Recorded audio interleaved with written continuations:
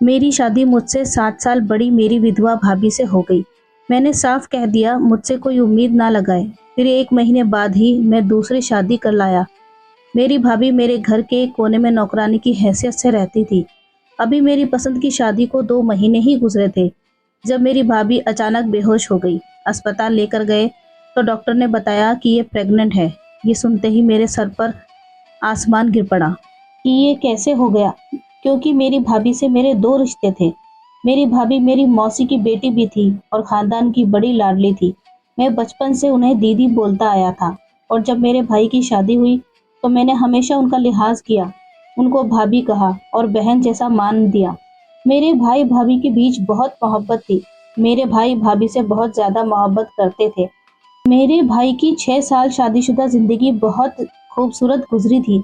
अचानक उनकी जिंदगी में एक बहुत बड़ा तूफान आ गया। मेरी भाभी बीमार थी। डॉक्टर ने साफ कह दिया कि वो कभी मां नहीं बन सकती। ये बात हम घर वालों पर किसी खौफनाक जलजले की तरह गुजरी थी। हम लोग गमगीन हो गए थे क्योंकि हमारे घर में कोई बच्चा नहीं था और हमें बच्चों की बहुत ज्यादा ख्वाहिश थी। इस बात को लेकर माँ ने बहुत हंगामा किया था। माँ ने कहा कि उन्हें अपने बेटे की औलाद देखनी है और भाई की दूसरी शादी करवानी है, लेकिन भाई ने साफ इनकार कर दिया कि वे कभी दूसरी शादी नहीं करेंगे। भाभी ये सब देखकर रोती रहती पर कुछ ना कहती। घर में माँ पापा भाई को राजी करते मगर भाई नहीं मानते थे कि मैं अपनी बीवी से बहुत मोहब्बत करता हूँ। हार थक कर सब खामोश हो गए, लेकिन फिर कुछ ऐसा हुआ जिससे हम सबकी जिंदगी को हिलाकर रख दिया। जब एक हादसे में मेरे भाई का देहांत हो गया, मेरी माँ हर वक्त मेरी भाभी को और तरह तरह की बातें करती रहती कि तू मनहूस है, तेरी वजह से मेरा बेटा मर गया, मेरा बेटा बिना खुशियां देखे चला गया। और फिर हाथ पकड़कर जबरदस्ती भाभी को घर से बाहर निकालने लगती और कहने लगती कि अगर ये घर में रही तो सबकी खुशियों को खा जाएगी। माँ की इस हरकत को देखकर बाबा गुस्सा हो गए और माँ को गुस्से से डांटा कि जब तक इसकी मर्जी है ये यही रहेगी और इसे घर से कोई भी नहीं निकाल सकता। इस घर से ये कहीं नहीं जाएगी। अगर किसी को मनहूस लगती है तो लगे। बाबा की इस बात पर माँ और ज्यादा गुस्सा हो गई और फैसला किया कि मेरे छोटे बेटे की शादी तब तक होगी जब तक मैं इसे घर से ना निकाल दूं। किसी ने माँ को कुछ न कहा, लेकिन मुझे भाभी पर बड़ा रहम आया था। मैं माँ को अकेले में समझाता तो माँ मुझ पर भी गुस्सा करती और फिर शक भी करती। इसलिए मैंने अब माँ को समझाना भी छोड़ दिया था। जो करती हैं करें, अपने कर्मों की जिम्मेदार वो खुद होंगी। मैं तो वैसे भी किसी के घर रिश्ता भेजने वाला था। वो माँ की छोटी ननद थी और उनकी बेटी ही मुझे बहुत ज्यादा पसंद थी और मुझे यकीन था कि माँ को इस रिश्ते पर कोई एतराज न होगा, क्योंकि वह माँ की दोस्त थी और माँ की उनसे बहुत बनती थी। कई बार बातों ही बातों में मुझे माँ कह भी चुकी थी कि काजल मुझे बहुत पसंद है, बहू के रूप में बहुत प्यारी लगती है। उस वक्त मैं माँ को कुछ न कहता, न ही अपनी पसंद बताता कि जब माँ खुद मेरा काम कर रही है तो मैं क्यों बोलूं।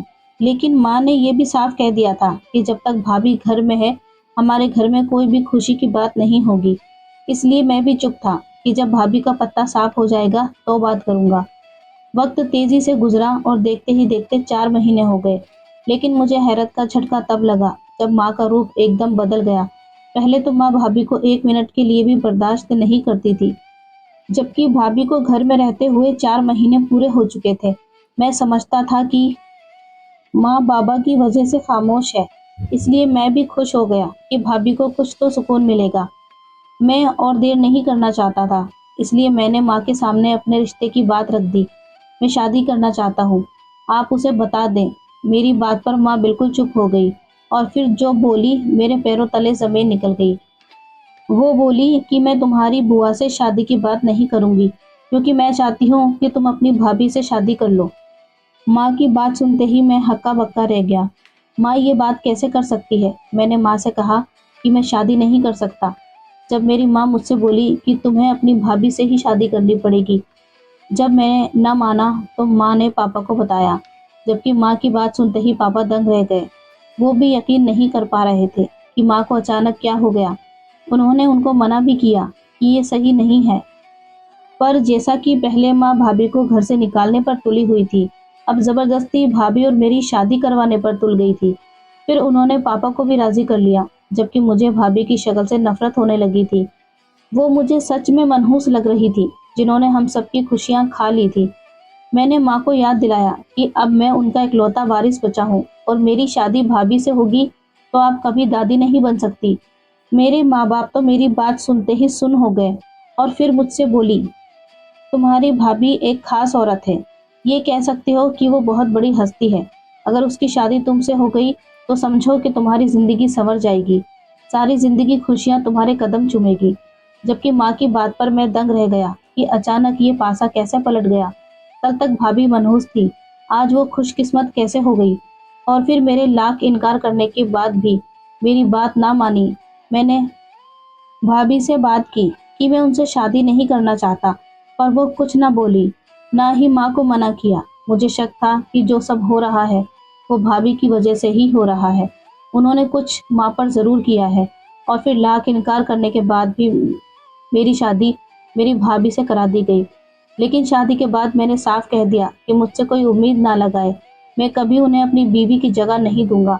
लेकिन वो बड़ी बेफिक्र थी कि शादी हो गई है तो मैं भी मुट्ठी में आ ही जाऊंगा। लेकिन मैं अपनी कही बात पर सच रहा और अपनी भाभी को अपने कमरे और अपनी जिंदगी में घुसने भी नहीं दिया, बल्कि उन्हें सख्ती से मना कर दिया कि मेरे कमरे में गलती से भी ना आना। वो भी मासूमियत का नाटक करते हुए खामोश हो जाती और कुछ न बोलती, बल्कि घर के अंदर एक कोने में नौकरानी की तरह पड़ी रहती। जब मैं कुछ दिनों बाद ही दोबारा अपनी माँ से रिश्ते की बात की, मैंने कहा कि मैं एक शादी आपकी मर्जी से कर चुका हूँ, अब दूसरी शादी मैं अपनी मर्जी से करना चाहता हूँ। मेरी बात सुनते ही माँ ने बहुत गुस्सा किया। मैंने साफ कह दिया कि मैं काजल से मोहब्बत करता हूँ। माँ ने कहा कि वह शादीशुदा मर्द से कभी शादी नहीं करेगी। मैंने माँ से कहा कि आप उसे मनाएं, मेरी नज़र में इस शादी की कोई अहमियत नहीं है, वरना अगर मेरी शादी काजल से नहीं हुई तो मैं आपकी बड़ी बहू को भी तलाक दे दूंगा। मैं समझता था कि माँ मेरी बात पर डर गई। उनका चेहरा कैसे लाल पड़ गया था, पर जबकि मैं माँ का लाल चेहरा देखकर और शेर हो गया था। मैंने इस बात पर गौर नहीं किया कि भाभी को तलाक देने की बात पर माँ इतनी क्यों डर गई थी। ऐसा कौन सा राज था जिसकी वजह से इतना डर रहे थे। न ही मैंने ये सोचा कि ऐसी कौन सी वजह थी जिसकी वजह से मेरी माँ, जो पहले मेरी भाभी की दुश्मन थी, वो कैसे अचानक मेरी भाभी से मोहब्बत करने लगी। इसके पीछे बहुत बड़ा राज था, लेकिन मैं इस बात पर गौर न किया, जबकि ये राज मेरी जिंदगी में तूफान लाने वाला था। और मेरी धमकी ऐसी थी कि माँ से बात करने के लिए मान गई। और फिर उन्होंने न सिर्फ बुआ से बात की, बल्कि बुआ को मना भी लिया और मेरी शादी 1 महीने के अंदर ही हो गई। मैं अपनी बीवी को घर ले आया। अब अचानक मेरी पहली बीवी, जो पहले मेरी भाभी थी, उन्होंने एक अजीब से अमल शुरू कर दिए कि वो रोज मेरी बीवी के लिए एक तिल का लड्डू लाती और कहती कि इसे खा लो, इसी तुम्हें जल्दी खुशखबरी मिलेगी।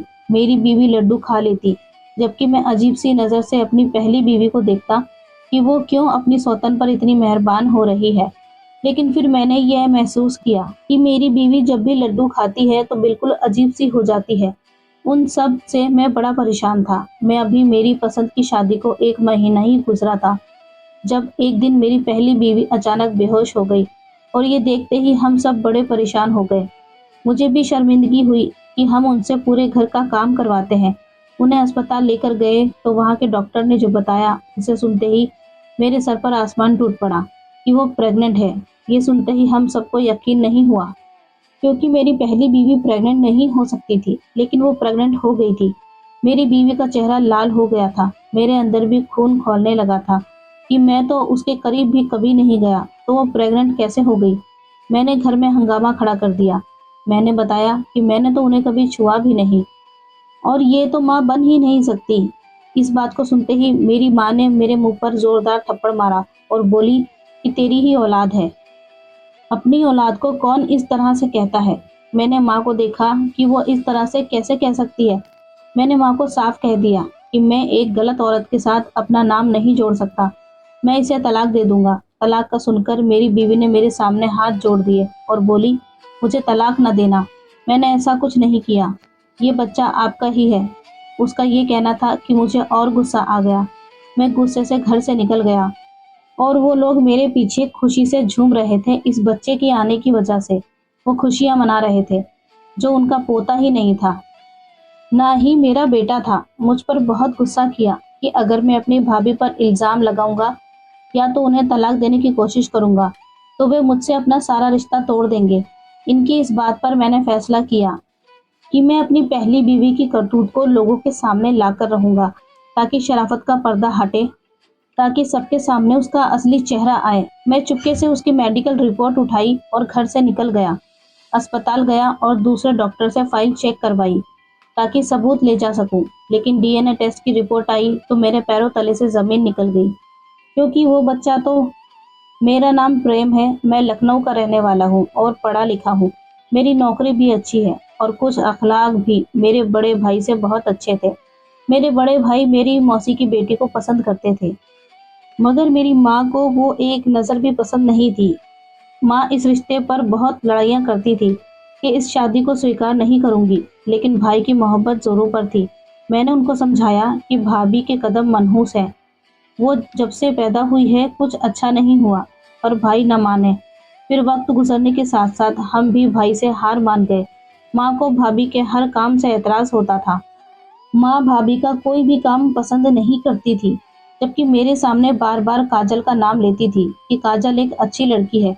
मैं बहुत खुश होता, क्योंकि मैं तो पैसे भी उससे मोहब्बत करता था।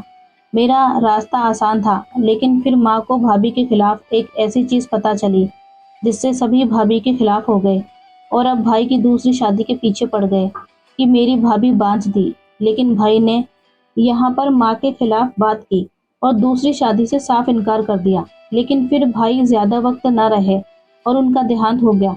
उनके देहांत की देर थी कि माँ भाभी को एक मिनट भी बर्दाश्त करने को तैयार न थी, जबकि भाभी के आगे पीछे कोई भी न था। भाभी हर वक्त खामोश रहती, आंसू बहाती रहती। लेकिन फिर एकदम सब पलट गया। मेरी माँ, जो हर वक्त मेरी भाभी की बुराइयां करती थी, तरह तरह की बातें करती, अचानक मेरी माँ भाभी की तारीफ करने लगी थी। अचानक उन्होंने मेरी भाभी की शादी मुझसे करानी चाही और मेरी न चली, और मेरी विधवा भाभी को मेरी बीवी बना दिया गया, जो मुझसे 7 साल बड़ी थी। मैं उनकी इज्जत करता था, वो मेरे भाई की विधवा थी, लेकिन बीवी के तौर पर मैं उन्हें स्वीकार नहीं कर सकता था, ना किया। इसीलिए कभी उनको अपने पास भी नहीं आने दिया। और फिर उनसे शादी करने की मैंने यही शर्त रखी कि इस शादी के बाद मेरी दूसरी शादी काजल से करवाई जाएगी, और उन्होंने ऐसा ही किया। लेकिन मैं इस बात से अनजान था कि आखिर माँ भाभी के लिए इतना सब क्यों कर रही है। मैंने बुआ को काजल और मेरी शादी के लिए मना लिया। पहले तो वो माँ से बहुत नाराज थी कि उन्होंने काजल को छोड़कर अपनी मनहूस बहू को ही मेरी बीवी बना दिया। लेकिन फिर माँ ने उन्हें कौन कौन सी मजबूरियाँ सुनाई और बताई कि वो सिर्फ नाम की शादी है। तो फिर काफी सोच विचार के बाद वो मान गई। काजल ने शादी पर बहुत एतराज किया कि वो एक शादीशुदा आदमी से शादी नहीं करेगी। लेकिन जैसे मेरी किसी ने नहीं मानी थी जब मेरी शादी मेरी भाभी से हो रही थी, वैसे ही काजल की भी उस वक्त न चली और काजल से मेरी शादी हो गई। वो मेरी बीवी बन गई। लेकिन शादी के बाद काजल का मेरी पहली बीवी बड़ा ख्याल रखती और काजल भी उनके साथ बातें करती रहती।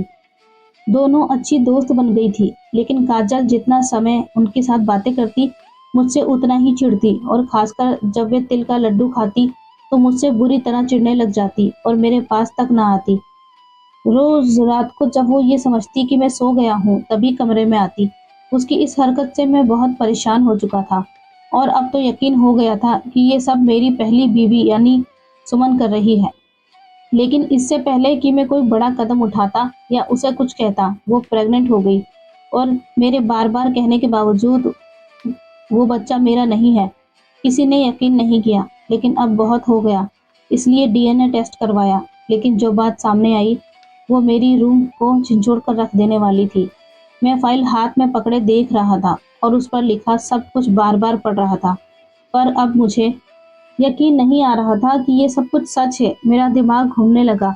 ये सब कैसे हो सकता है? मैंने गुस्से से उठा और घर जाने लगा। मैंने सोच लिया था कि अब मैं और बर्दाश्त नहीं करूंगा और मैं अपनी पहली बीवी का चेहरा सबके सामने लाकर रहूंगा और उससे सारी हकीकत पूछूंगा। मैं घर पहुंचा तो दरवाज़ा खुला था। मैं सीधा पहली बीवी के कमरे में गया, लेकिन अंदर से आई आवाज़ों पर कदम ठहर गए। मुझे लगा कि मैं सांस भी नहीं ले पाऊंगा। अंदर मैं रोता हुआ कमरे में गया। जो हकीकत मेरे सामने खुली थी उसने मुझे अंदर तक तोड़ दिया। मेरे साथ इतना बड़ा धोखा, इतना घिनौना खेल कि मेरे एहसासों की तौहीन की गई। मैं रो रहा था जब काजल मेरे पास आई और बोली कि मुझे तुमसे तलाक चाहिए। उसकी बात पर मैंने उसे देखा। कमरे में आते ही मेरी माँ दहल गई और बोली कि काजल बेटा कैसी बातें कर रही हो। पर मैंने अपनी उस बीवी को देखा जिससे मैं बहुत मोहब्बत करता था, और उसने जो मेरे साथ किया वो मैं कभी नहीं भूल सकता। जबकि आपने कहा था कि वो आपकी ज़िंदगी में नहीं है, जबकि आपके बच्चे की वो माँ बनने वाली है। तो बस अब मैं भी आपके साथ नहीं रह सकती, मुझे तलाक चाहिए। उसके बाद मेरी माँ कुछ कहने लगी थी कि मैं बिना देर किए उसे तलाक दे दिया। काजल और माँ मुझे हैरानी से देखते रहे क्योंकि उनको बिल्कुल अंदाज़ा न था कि मैं उसे तलाक दे दूंगा। लेकिन मुझे उससे अब घिन आ रही थी और मैं उसके साथ एक मिनट भी नहीं रह सकता था, इसलिए उसे तलाक दे दी। काजल रोते हुए कमरे से अपना सामान उठाने लगी, जबकि माँ ने मेरे मुंह पर थप्पड़ मारा और कहा कि अब मैं अपनी ननद को क्या जवाब दूंगी, वो मेरा जीना हराम कर देगी। माँ की बात पर मैं रोते हुए चिल्लाया। मुझे यकीन नहीं आ रहा था कि उन सब से मेरी माँ अनजान थी।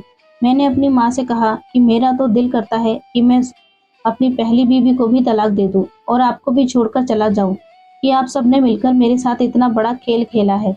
मेरी बात पर माँ एकदम से चुप हो गई और काजल भी अपना सामान छोड़कर मुझे देखने लगी।